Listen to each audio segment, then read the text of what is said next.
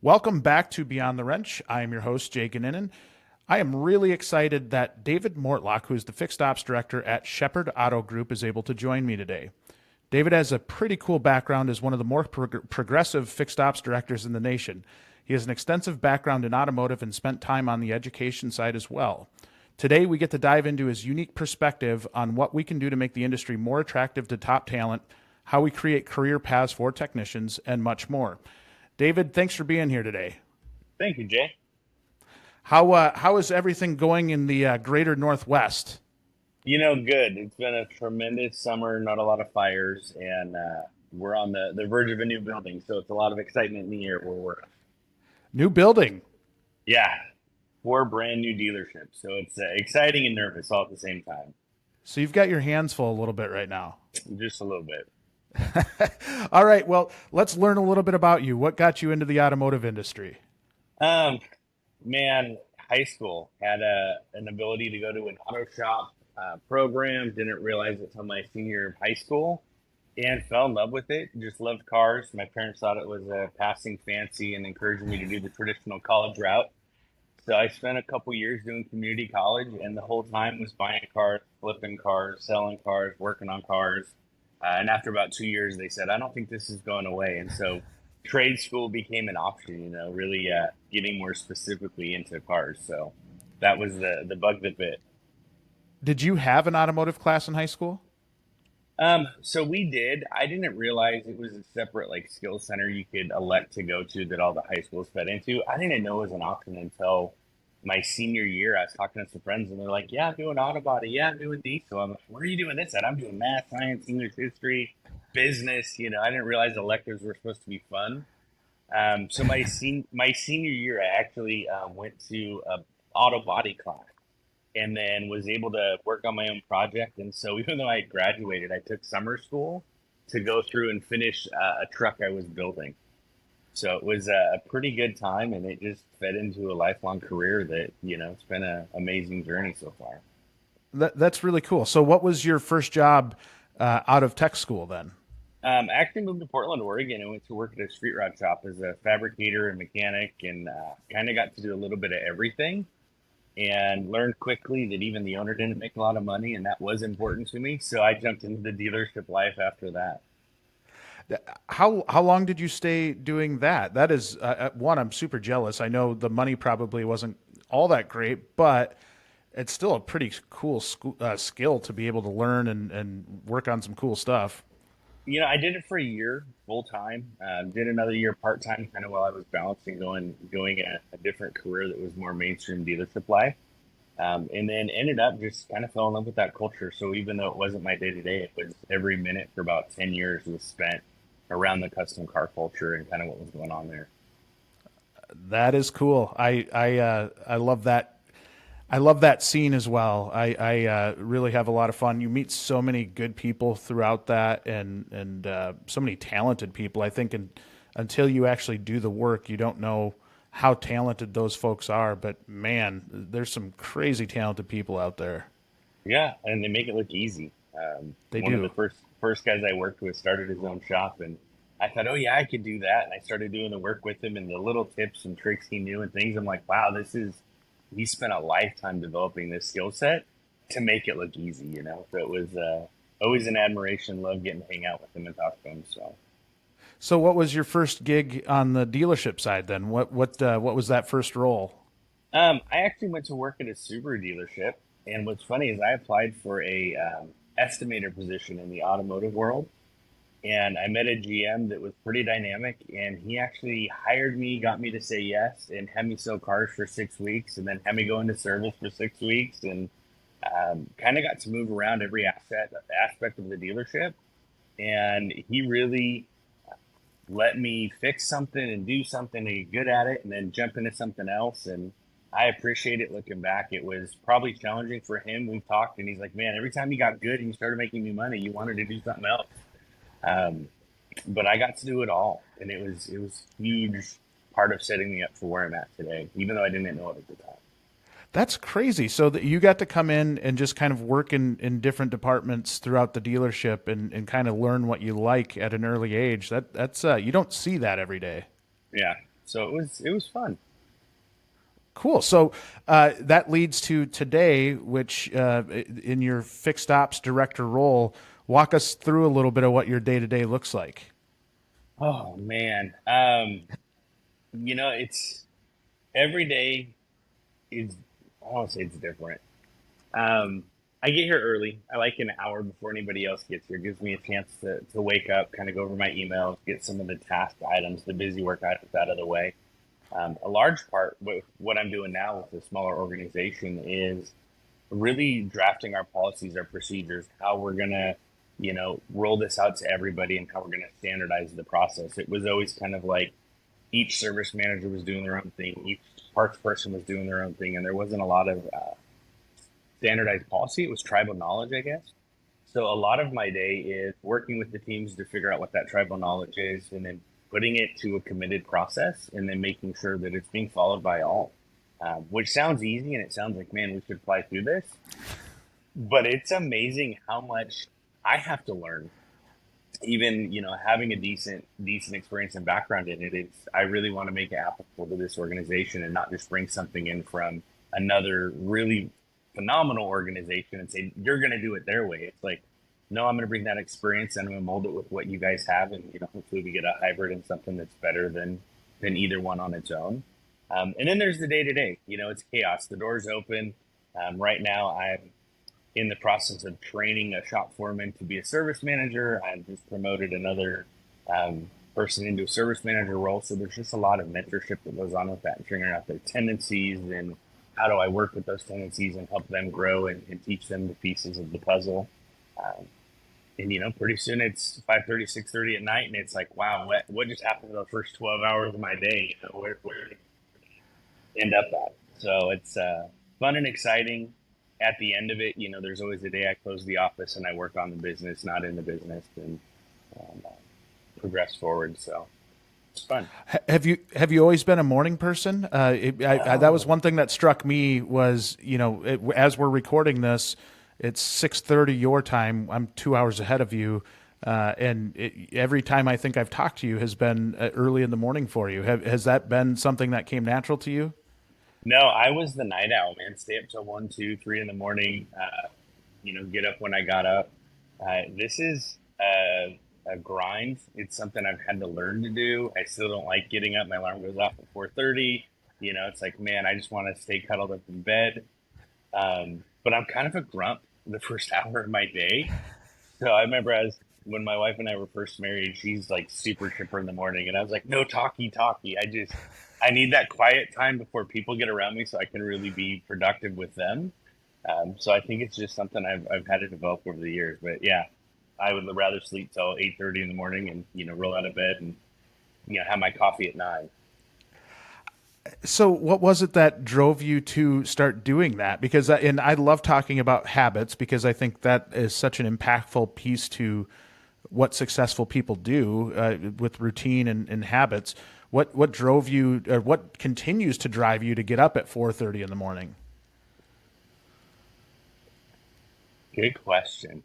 other than Um, just being crazy? no, that helps. No, I think I was always had a theory that I don't have to be the most talented, but I'm going to outwork anybody next to me. And it just mornings were the opportunity. People wouldn't get up, they wouldn't do it, they wouldn't get themselves prepared and planned before the doors open. And so I saw success with it early, and I think you see a little bit of success, and all of a sudden it's like, wow, this worked. I'm not going to change that. Um, and now I enjoy that part of my day. I enjoy that hour before everybody else gets here. And what's really been crazy is I went from an organization of a lot of techs, a lot of advisors, just a big dealership to four fairly small dealerships. And I don't ask my staff to get here early. We don't open until 7:30, but my advisors are getting here at 6:45. It's just kind of they're following suit, and it's not. I've never asked them to do it, and it's just interesting because before it was like 7:35, they're sliding in 5 minutes late, like, oh, I hit traffic, and now they're like having a cup of coffee and talking and planning their days out. And I'm like, wow, I don't even have to have the normal meeting because you guys are bringing it up and saying, here's what we want to do, here's how we do it. What do you think? So it's just been a good habit to see other people adopting that maybe are kind of like me, not morning people. I think the amount of work you can get done that early in the morning is, I'm a huge believer in that. The amount of work you can get done in the morning before all the chaos starts is pretty incredible. And then I think when you go into the chaos of your normal day, it just makes things go better, right? You just have a smoother ride because you're not trying to put out some of those fires that you could have done before everybody else got to work. So I respect the heck out of the fact that you're doing that. Thank you. Yeah, I appreciate it. I don't think I could do it without that, quiet time to get some things done, get my mind right. Does your wife give you a hard time about getting up at 4:30 a.m.? No, because she goes right back to bed.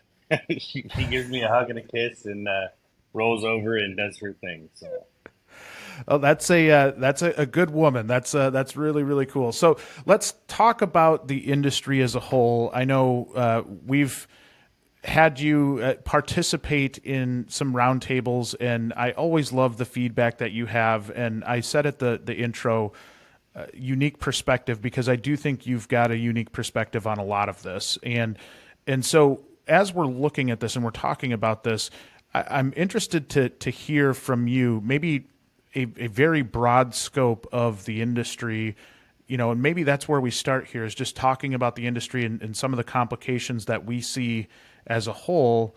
I think there's so many things we could talk about and so many different routes we could go with this. We talk about flat rate a lot, right? We talk about pay structure and technician respect. We talk about, how do we get these technicians to be treated fairly, and not just fairly, but like also they're perceived seeing it as fair, right? And one of my big things this year has been, how do we get the best technicians to speak glowingly about our industry? Because right now, I don't think in a lot of cases it happens, or at least the vocal minority tend to stand out on social media and talking about a lot of the difficulties in the industry. But do you see that as a valid concern that that I'm worried about for our industry, in terms of having our needing our best to speak glowingly of the industry?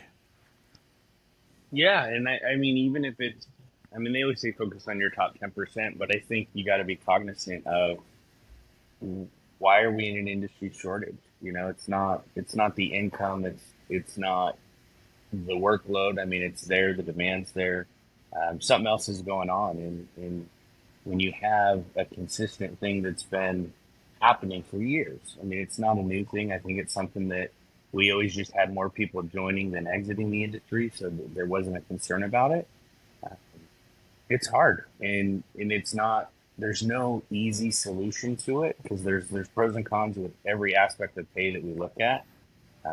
But there's a lot of respected people that I've seen step out of the industry, and in listening to them, and really trying to understand what it was, what the final rub was, what led up to it.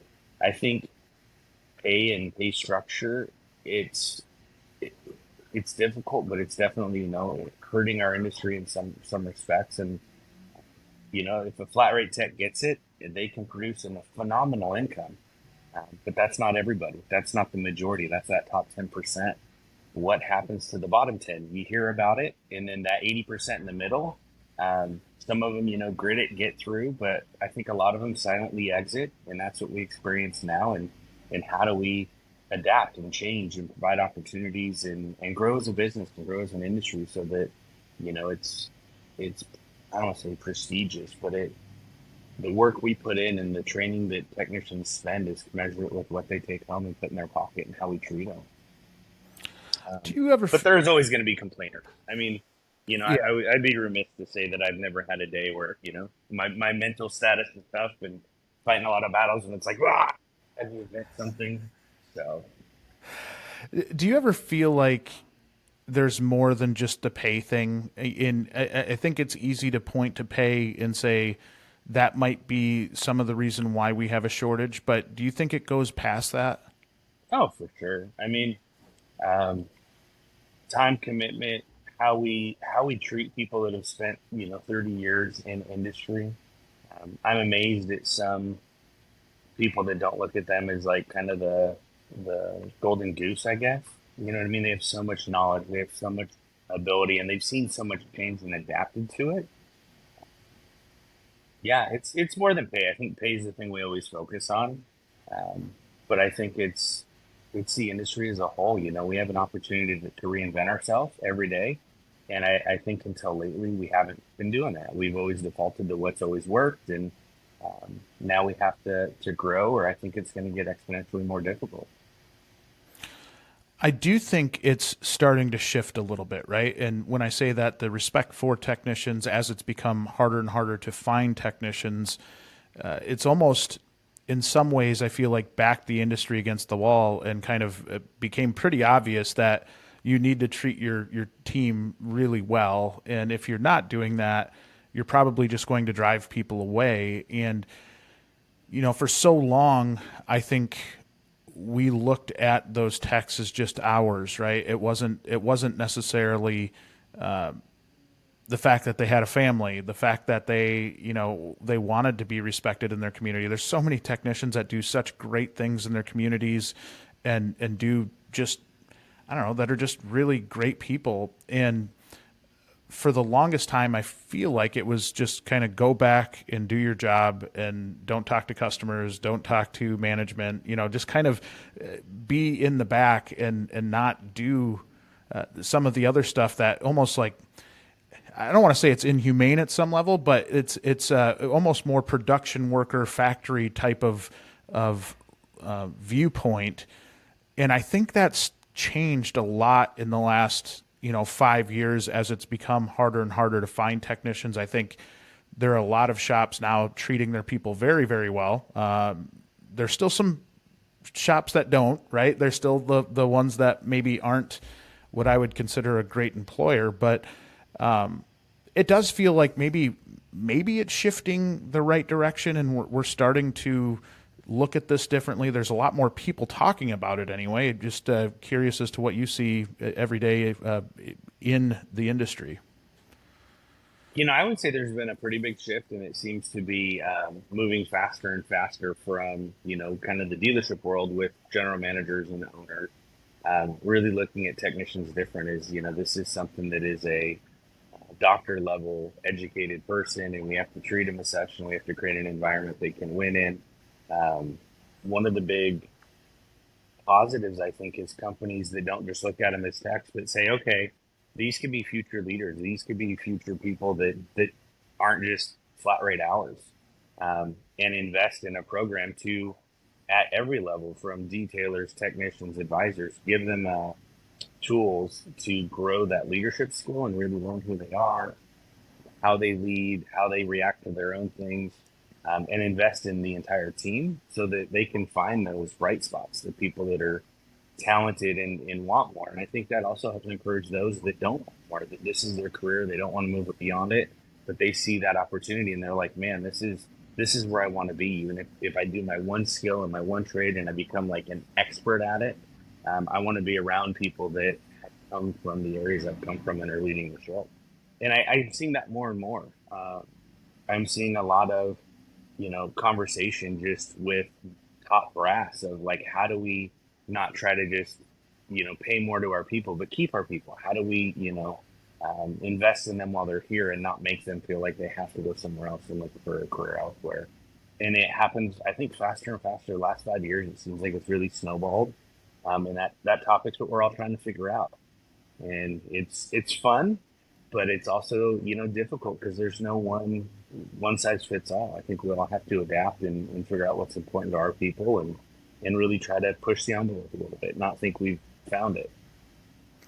You hit on a couple of key points there. One for me being it takes buy-in from executive leadership and ownership to really look at this differently. And I think I've worked with dealers that are on both ends of the spectrum, or talked with dealer principals that are, some do it and some say it and don't necessarily do it. And I think that needs to change. The other point that I think you made that I thought was really good was looking at career pathing and not doing it in just a way, just say, tech career path, it's actually having something that they can work toward. I think one of the big concerns of that 30-year-old tech that's been in the industry for 10 years is what happens in 10 years or 20 years when my body breaks down, and if it breaks down, what's next? And I think that question is such I think it puts so much on their shoulders in terms of what is it that I'm going to do to be able to keep this career and stay in this industry until the day I retire. And what you mentioned was bringing them in for some leadership training, bringing them in maybe for some soft skills training, some things that aren't directly related to their technical knowledge, to maybe build a better rounded individual so that they're able to take on other responsibilities with the dealership. Feels like that's something also that's changed a lot in really looking and identifying those people in the shop that have potential, that want that, that next step in their career. But I think a lot of it comes down to just having conversations with these technicians. I think one of the major shifts that I've seen is that we're finally starting to look at them as individuals, right? I think for the longest time, we just kind of put all technicians in one bucket and thought they were all the same person. But when you sit down and talk with them, they have different aspirations. They have different talent levels and different areas of strength.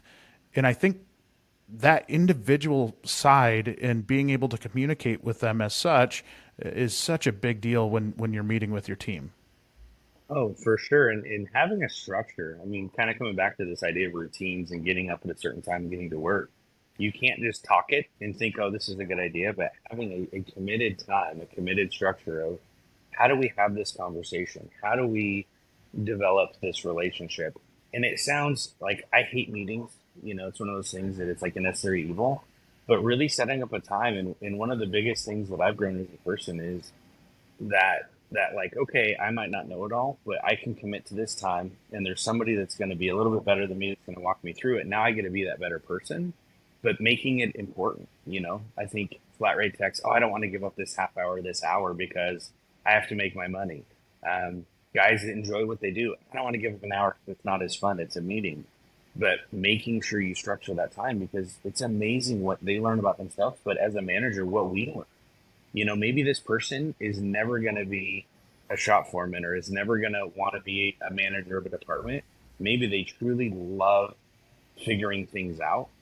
But as they age, it's like, can you give them skills where they can lead a team of 4 or 5 other people that love to figure it out? And now they don't have to produce off their back. They can really rise to a point of like, hey, you've earned it. You put in the time. You've worked with us to develop who you are. Now help them develop who they are, and hold them accountable to the structure of the process, and then just support the hell out of them, or find the people that, are the diamonds in a rough where it's like, man, this person gets it. They're thinking different. Some of my best ideas have come from, some of the techs in the shop that wouldn't normally speak up, and we host a regular, not, traditional production meeting, hours meeting, really a know yourself to lead yourself type structured year-long program.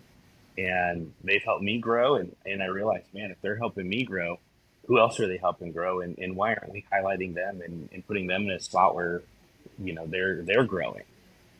And so that structure provides you insights that you might not get, but it's hard because it's working on the business, not in the business. And I think it's so hard as a manager. We got to hit so many hours and a percent of gross profit. And we got to do this, and every little piece feeds into it. But to go, I'm going to take an hour twice a month or 90 minutes twice a month out and have a group get together. And it's focused on growing these people and growing myself. And we'll be better and more efficient when we are in the business. But we're going to work on the business for this 90 minutes. And that's the hard part. I think even now I struggle with it. I was in a meeting yesterday and I was sitting there, and it's good stuff, and it's like tendencies and knowing your tendencies and how do you react with them and identifying it, and then how can we shift how we deal with our tendencies. And man, all I could think about was I didn't hit the hours I wanted last month. We had a great month. It was, for the dealership, great month, but it wasn't the rock star month I wanted.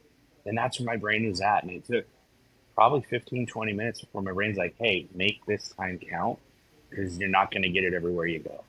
And I think that's the piece that I've enjoyed, or I'm learning to enjoy, but I really am having to make it a grind and a process, and just set this is what we do when, and everybody has to come, even if you're not feeling it at that moment, even if you're tired, even if whatever else. You need to be in this moment. We need to work on the business and who we are together so that we can, really perform when we're in the business.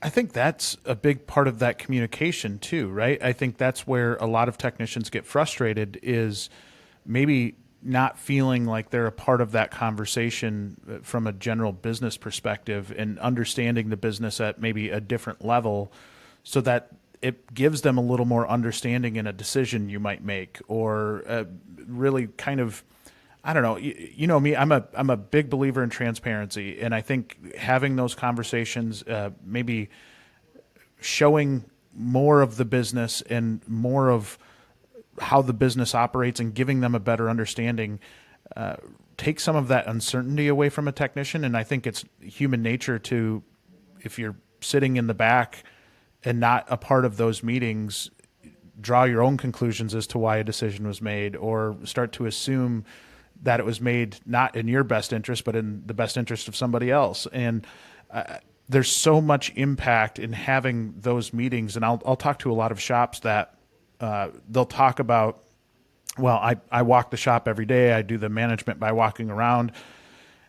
And I think those intentional meetings and actual structured meetings are so important for the technicians that are out there. And those technicians that are listening to the program here, I think there's so much value in that if you take them seriously and you go in and you're an active participant and you actually care about what they're saying, because that's when that communication gap starts to close and you start to actually have a good, productive understanding of each other, so that, when you're working side by side in your daily activities, you know why you're rowing in the same direction, right? Everybody's kind of moving toward the same direction.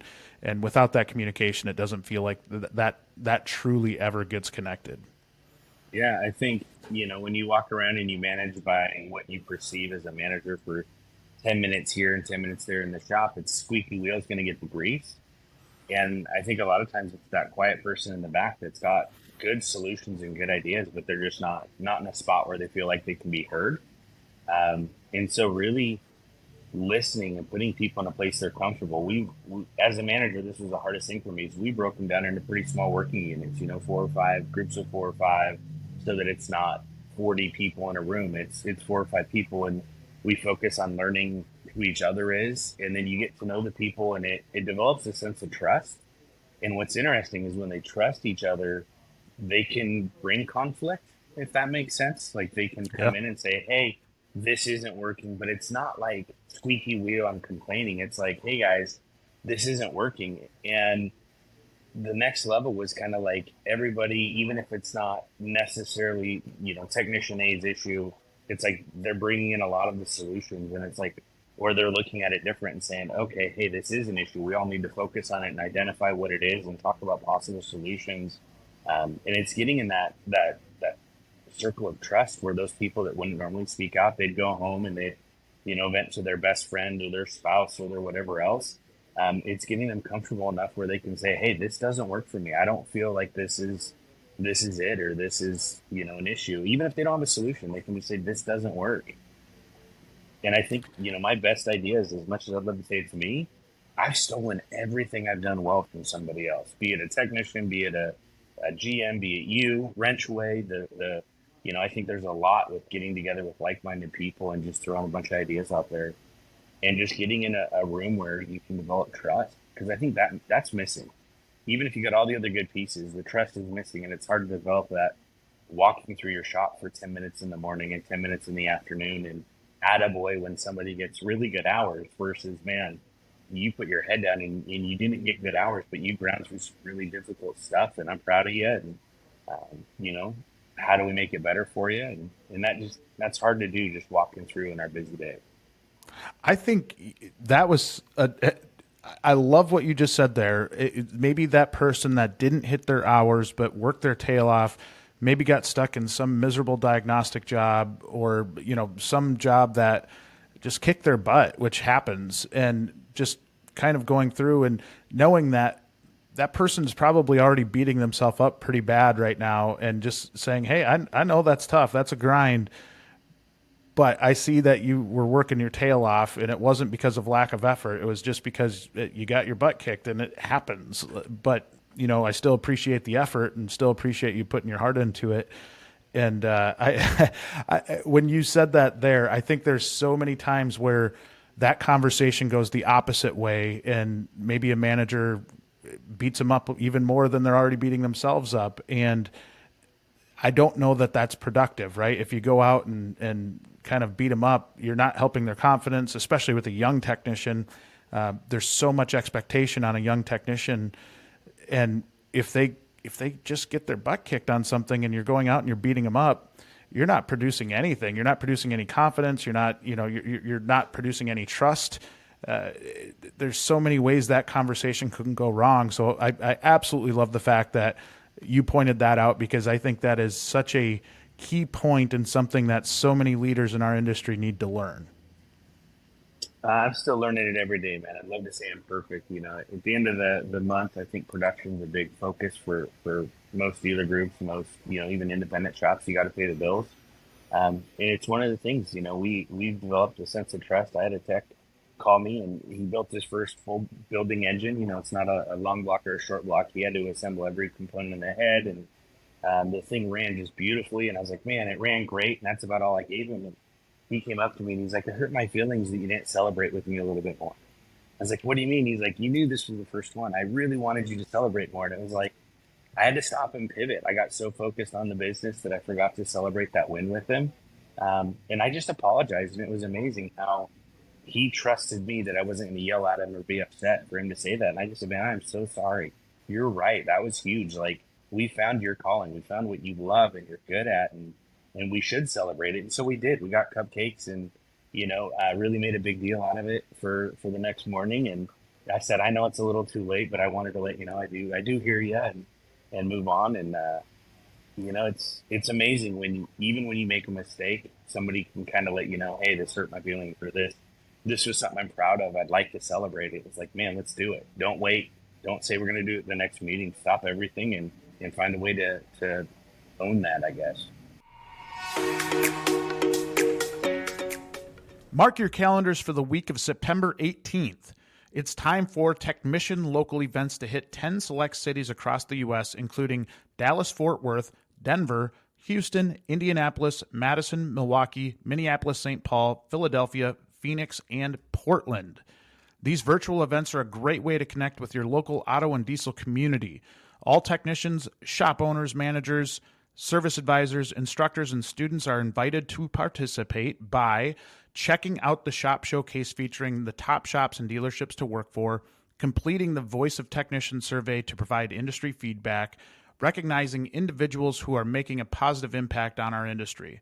We'll also be giving away over $10,000 in prizes to participants. Go to WrenchWay.com, click the local chapters link, and select your city to learn more about sponsorship opportunities or to register for free. The link is in the show notes.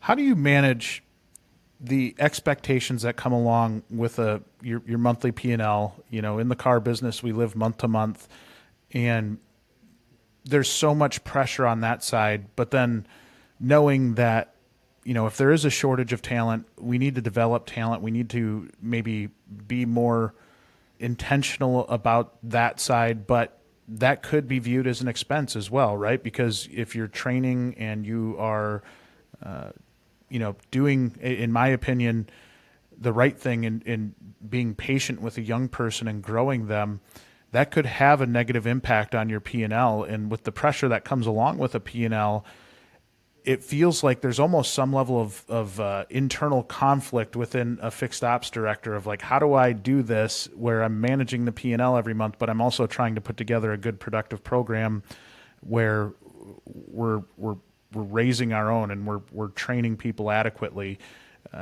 Is that as challenging as I make it out to seem? I want to say yes. I think it's a constant battle, the constant thing. Really what I've come to peace with is if you have good conversations with whomever your powers that be are, whether it's a general manager and an owner, for me, even sometimes having a conversation with, my managers, it's what's the plan? Like, explain the plan to me. Tell me when I'm going to get results. What are the measurable results? And what's the cost? And if you can do that and we can stick to the plan, I think it makes it easier to stomach some of those expenses. Um, I came from an organization that was publicly traded, so there's always this, everybody jokes that it's all about the bottom line. We're lost as people. And what I learned is when you communicated what you were doing and why and how you felt it was good for the business, they'd ask questions and they'd want to know, like, okay, why do you think this is important? And with training and looking at what it costs to hire another person and can I spend that on training and not have turnover and not pay some bonus or something to incentivize somebody to get here that's only money driven. I've never had people say no, don't train, no, don't spend that expense. Now there have been like, hey, let's do it these months because winter's a little light, let's make sure we really focus on how we're going to staff so we can capitalize on summer, and drive our revenue, but also get people to training. So it's more of a conversation at that point. And it's hard. I mean, I think developing the people and spending the money on it's the best money we can spend. At the same sense, know your expenses. If you're going to spend some money, spend it where it matters. Don't waste money on three different kinds of shop towels and you know six different kinds of brake clean. It's like really know what your expenses are. Um, I've gotten as petty as trying to drive down the cost of my gloves for techs and just, not pay $13 or $22 a box, try to pay $6 a box, but still get a good quality glove because I know how many gloves we go through and how many boxes we go through and what that equals at the end of the month. If I can save that money, I can now use that on training or something that moves our business forward.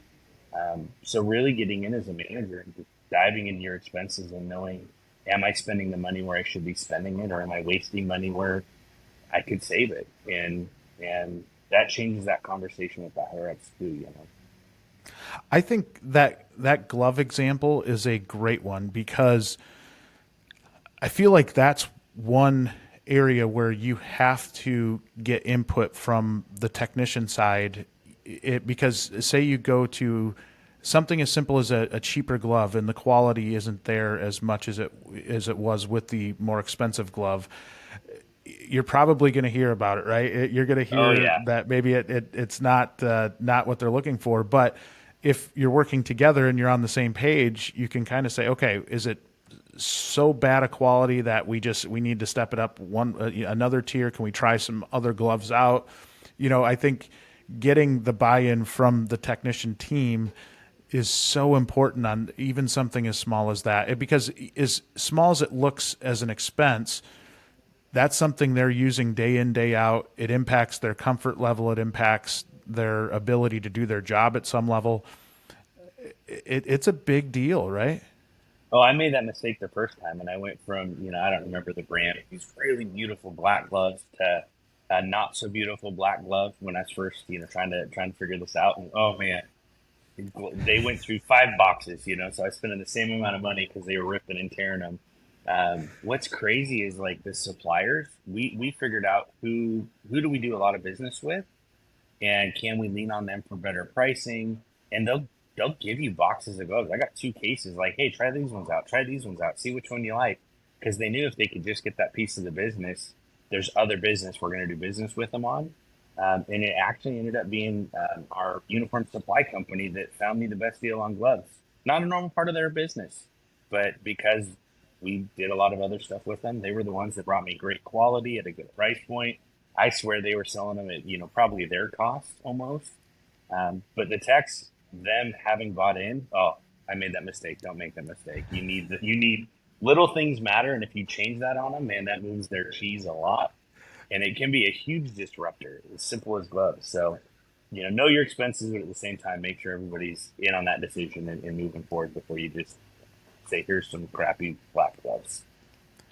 Do you have any advice to go into that negotiation conversation with your vendor and not do it in an incredibly awkward way? I feel like when I was on the industry side, I was so awkward with that conversation, and when I was going to ask for a discount or go to ask for a deal on something, wasn't great at it.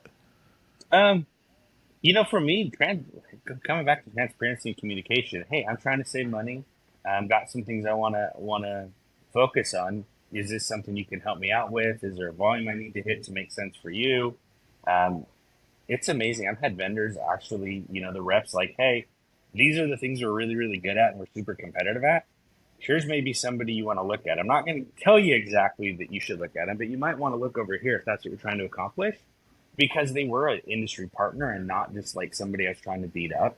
And, I've been loyal to the vendors that are loyal to us. And simple conversations, trying to figure some things out. This is on my plate. What do you guys recommend? See what they can bring to the table first. I feel like you could anchor that really nicely too. To hey, you know what, we're trying to implement this training program, and or do more training, or something along those lines. If you're explaining it to your vendor partner, I think that conversation becomes significantly easier. That's something I did terribly back when I was on the industry side. But I think hindsight's 2020, and you look back and you're like, okay, I could have done this a little differently, and probably had a better relationship with some of my vendors, and just done a better job at it in general. So I want to go and talk pay a little bit. I know we talked about the industry as a whole. Flat rate is obviously always a hot topic. There are techs that I know I talk to that wouldn't go with any other pay system. They absolutely love flat rate and how they're treated. One of the things that I think maybe our industry does ourselves a disservice with is we kind of lump all flat rate into the same boat, right? There's so many different types of flat rate and different types of pay plans out there. Yet I think most shops and dealerships just simply say, hey, we pay on a flat rate scale without actually going into any depth as to what that means. And I think when we do that, it just kind of creates this image with technicians that, hey, maybe it's the same. I think they assume it's the same pay system as what they already have, and maybe don't even want to dig any further other than saying, hey, well, it's flat rate and I don't feel like I'm being treated fairly right now. Do you get the sense that maybe we could do a better job at explaining our pay systems to technicians that are out there? Oh, for sure. I think, one of the big things, and I'm going to use flat rate as an example because it's been so prevalent in our industry, but if you have a tech that's maybe not happy with the shop they're at, they remember exactly what they get paid per flat rate. They don't always remember their efficiency. They don't always remember everything else. But when you're trying to bring them on, they're looking for a pay increase. And I think, our tendency is look at all the work we have, look at how much more you're going to make with what we provide to offer. And we forget that, um, they evaluate a lot with what that flat rate hour is. And so we focus on, well, we're going to pay you this much more flat rate. And then it does them a disservice rather than like, hey, we pay flat rate, or, some shops will pay customer pay rates or all that, and which is pro demand on warranty work because, it's their most skilled tech, so they don't want to penalize them there. And some will do just a flat, 40% more, and some will pay what warranty pays. Um, really getting into it and saying, here's what the life of our techs look like. Here's what the average tech is producing. If we're talking flat rate, let's make it a real honest conversation. It's not, I have so many used cars, you're going to be 200% efficient. It's like, hey, my average tech's 105% efficient, and here's the pay we're offering. And if you can be the average, here's what you're going to make. And here's my bottom two, and here's my top two, and just realize that's not the average. Those are the top two and bottom two, and go from there. So flat rate can be different. I think how we approach it, too many times it's like there's your toolbox, there's your bag, get to work, and we don't start to really address what their skills are and putting them in a spot to win and what it takes to grow. And is the flat rate hour commensurate with what we're asking you to do? If I'm giving a guy 38 or $40 an hour, it's because they're going to do some of that difficult work and they're not going to be as efficient. If I'm giving you $22 an hour, it might be that you're going to, be sitting in your gravy and doing a lot of that stuff, and having that discussion with them, what the expectations are matter. Um, I would say I'm guilty of that. I think a lot of people, we get busy and we just assume everybody thinks the way we do, and move on. And, uh, really eyes wide open for the technician, making sure before you make them an offer, they know what they're walking into is important, and letting them tell you where they're at. that can be really difficult.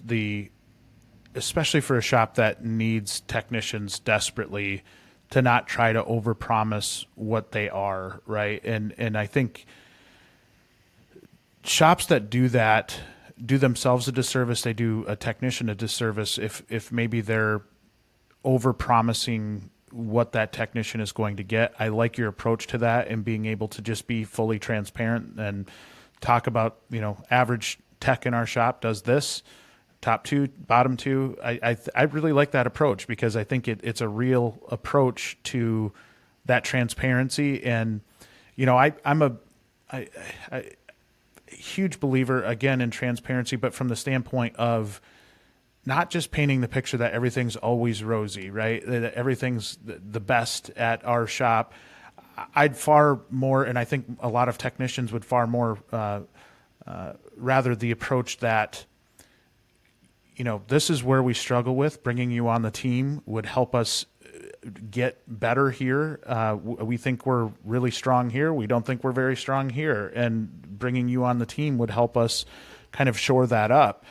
And I think you can gain so much trust with a technician in that interview type of conversation when you are transparent, you are kind of upfront with maybe even some of your shortcomings. And it feels like with you, you feel like an easy person to talk to. And I think that helps technicians a lot in understanding. But then also, I think you open up that conversation so that they feel comfortable asking questions. And when you provide that transparency and maybe not just guaranteeing everything under the sun, open up conversation to where they can get a realistic look of what it would be like to come work for you.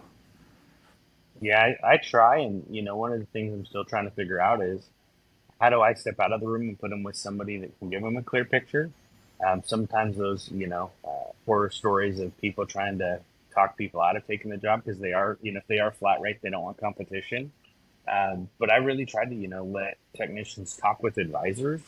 And I step out of the room, and it takes a bit of trust on my effort to know that they're probably going to say some things that I don't want them to say, just because we're not perfect.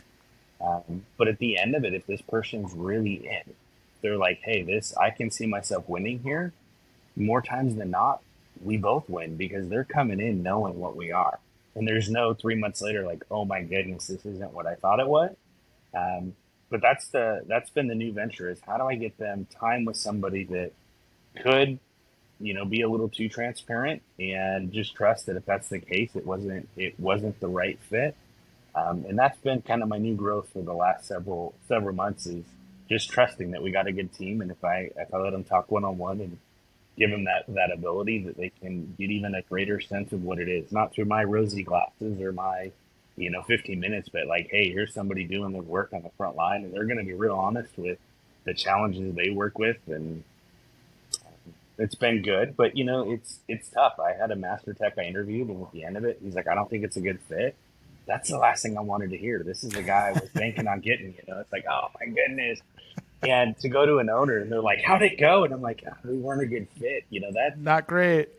Oh man, my stomach was in my throat. But in the end, it's, you hear where they land and they leave that place and you're going, hey, they wanted a lot of money and they wanted a lot of sign-on money and I didn't do that. And now I have that money to give to my guys that are here. And all of a sudden, guys that weren't super productive are being productive because you can spend a little bit more on them. And I think ultimately it's benefited us more than it hasn't.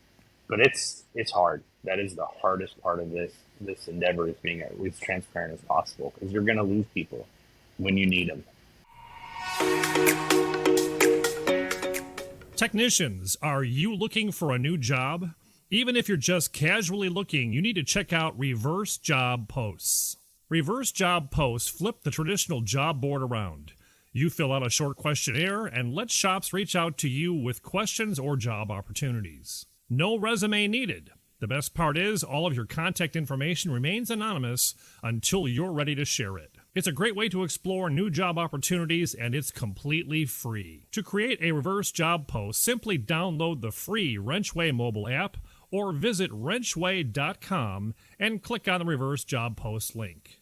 We've also included the links in the show notes.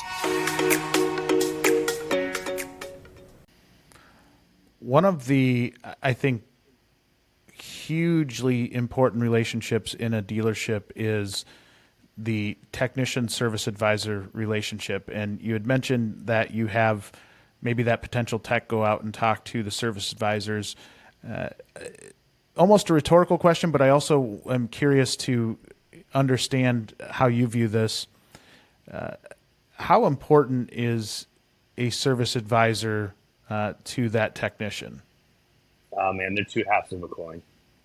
And really, the better they work together, the better my customers are going to be taken care of. And so if there's animosity there, if there's distrust there, if there's even just difference in personalities, even if they both do everything right, getting them with the right individual on both ends matters, because when they feel supported and they feel taken care of, they're going to do a better job supporting and taking care of the other half. And it's getting those teams right matters. It does, and we talk so much about technicians, but I did a podcast with Meredith Collins from Ducker Carlisle, and they had done a survey on service advisor turnover, and that is substantially higher than what technicians are, right? And I think we've talked about it several times in different types of content we've done, different podcasts, but that feels like another opportunity for our industry to get a lot better, is how do we stop the turnover with service advisors? And I think they're a very underrated portion of our shops, because they have touch points with everybody in a dealership, right? And it is one of those spots that's a lot of pressure. It can be very rewarding, but it's intense. At the service desk, it is intense. How do we drive maybe some retention there, not just to your dealership, but just in general across the industry, getting service advisors to stick around? Because I think that drives comfort level with the customers, that drives trust. And if you have a good service advisor, it drives the technician team so much more effectively. But it feels like a hugely underrated portion of our shops. No, I think, for me, the turnover of that position is hard, because it's one of those that's the customer's viewpoint. I always preach 5 years. If you ride the desk with me for 5 years, your job's going to get exponentially easier, because you've outlasted so many people that come in and leave. But it's hard. I think, getting management to realize, I believe that is the hardest position in the dealership, because you're not dealing with customers at their, peak of excitement. They bought a car. You're getting them at it's their first oil change. And if it doesn't go just right, it's frustrating. Their car shouldn't break and it broke, and they're panicked. You got to, techs beating up on you because they don't have the right work mix, or they're, frustrated because you didn't bring in, whatever it is they're looking for that day. And so trying to get hit at both ends. And then a lot of times you got a manager that's, hyping you up in the morning and then beating you down throughout the day. Like, why didn't you do this? Why isn't this here?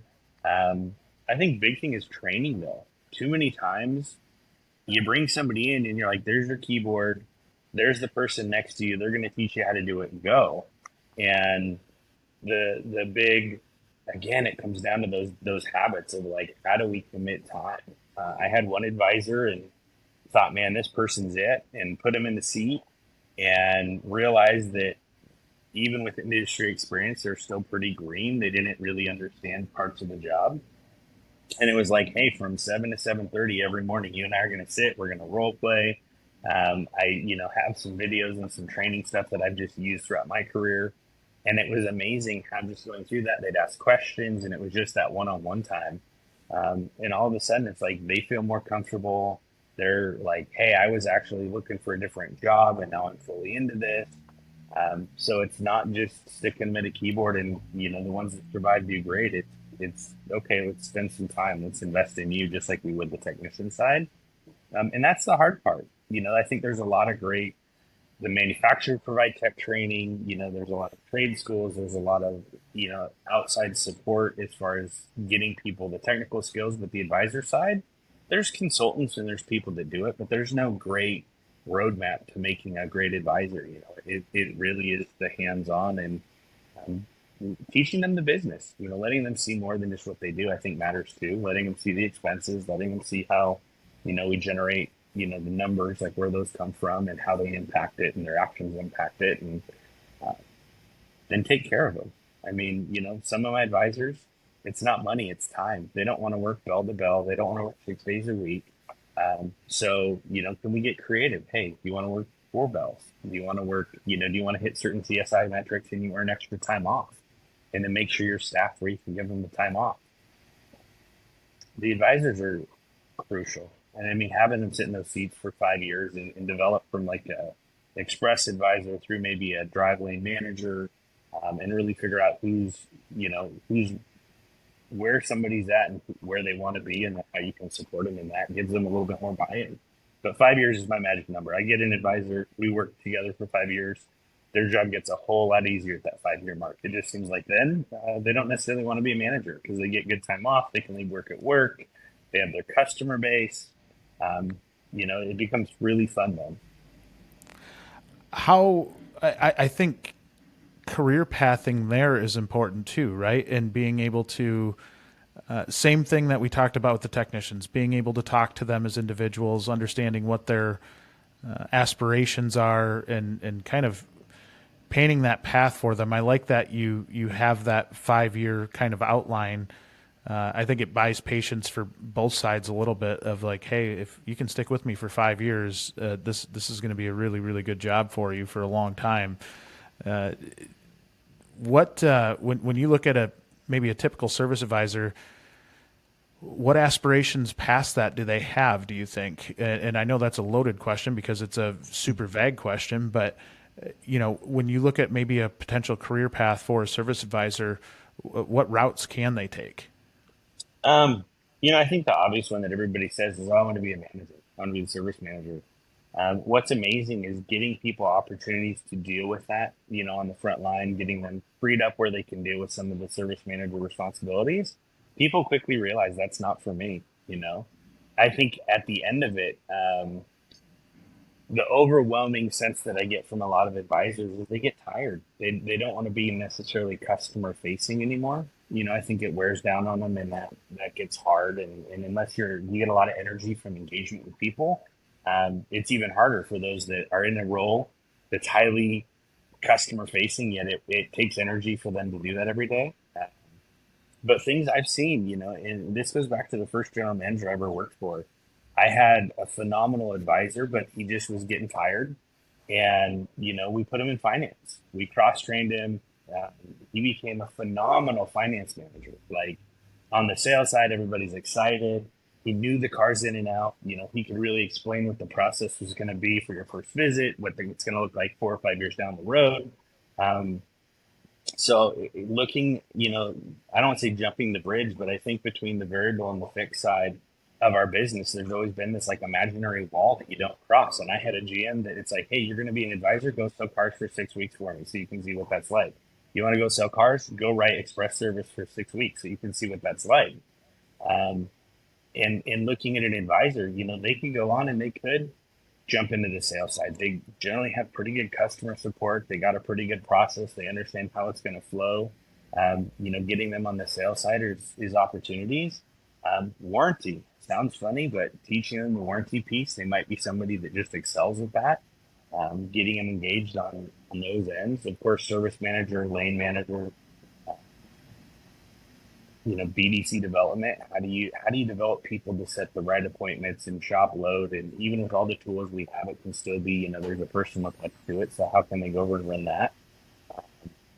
I think in the end, it all begins with no set career expectation, but this idea of we really have to understand who we are, kind of work on like the Myers-Briggs function. Yeah. I'm an introvert, I'm an extrovert. What gives me energy? Identify what things give you energy and make sure whatever career path they're going for, 70% of their time is going to be spent in those things giving them energy. So when they do the 30% of things that take the energy away from them, they're energized to do it. So if you find you have an advisor that's a great advisor, but everything that they do sacks their energy, they're not going to be there 5 years, and then figuring out who they are. I mean, it sounds so funny, but rather than look at the end career goal, who are they? What are the skills that they have? What are the natural tendencies? We use a particular company that works with us to do it, and our owner's committed to understanding a lot of the who you are before you move up and do other stuff. And it's amazing how much that helps you identify the right position. Like we call it right person, wrong seat. You can have the right person for the company, and we put them in the wrong seat. Maybe it's what the resume says we should be good at, but what's the right seat for them? How do you identify that? A lot of times, it's not the skills that can be taught; it's the traits of who they are and them knowing it, and can they increase their own awareness so that they can be a better position, and then find that right seat for them. And we had one person that took a demotion, and it wasn't easy, and it was kind of difficult. And it's funny because we review all of our staff on what's called the Peace Index, and it's 5 things that kind of make up who they are: their people, their purpose, their personal health, their provision, their place. And it's like he went from like a 50% Peace Index to like an 85, 90, 95, wow. And he's like, this job is so much better. And what's crazy is his performance is so much better than it was in the past role, and he's filling this need. And so I think not just an advisor moving up, but saying, is this advisor in the right position? Even if they're good for the dealership and they're good at that role, is this really the right position for them and for what they need as a whole? So that when they go home, they're healthy. When they come to work, they can be healthier. And really focusing on the right seat, even if it's not the upward movement that we all traditionally think of, is where we miss the mark a lot. And it's something I'm learning with this new company I'm with, and I am very thankful that this is something they're helping me progress in and learn about my staff and implement. That I could not agree more. I think it's great advice in really individualizing each staff member and knowing what their strengths and weaknesses are, and even looking through my own career path and thinking about, how long it took me to understand that I wasn't going to be good at everything. There were certain elements of a job that I was going to be great at. And I'm such a fan of getting young people, especially, to see different aspects of the business, to see what, make sure their aspirations of what they want to do are aligned with what reality is. And you're doing such a great job with this dealership, with your past dealership, just doing so many wonderful things for the industry and for your dealership. So I can't tell you how much I appreciate you joining me for an hour before anybody else gets there to talk about a lot of really, really cool things. So thank you so much for coming on. Hope to have you on again. This was an absolute pleasure. Hey, and I just want to say thank you for what you're doing for our industry. I really feel like you're bringing a lot of insight in a forum and an opportunity to get together and discuss what it is we're all living. And it brings a sense of community from all over, and it's very grassroots feeling. And I just really appreciate being part of WrenchWay and what you've created, because I couldn't be here without a lot of the ideas I'm stealing from what you're putting out there. So thank you so much for doing that and making that possible for us. That's what it's all about, my friend. I can't tell you how much I appreciate that and appreciate everything that you do and the support behind WrenchWay. So thank you so much. All right, Jay. Have a great day. You too. That wraps up this week's episode of Beyond the Wrench. Be sure to tune in next week for another brand new episode. As a reminder, don't forget to rate and follow Beyond the Wrench on Apple, Google, Spotify, or wherever you listen to your podcasts. This helps us get Beyond the Wrench in front of other fantastic shop owners, managers, technicians, and dealers just like you, so we can continue to help improve, promote, and grow this amazing industry. Thanks everyone for listening, and we'll be back next week.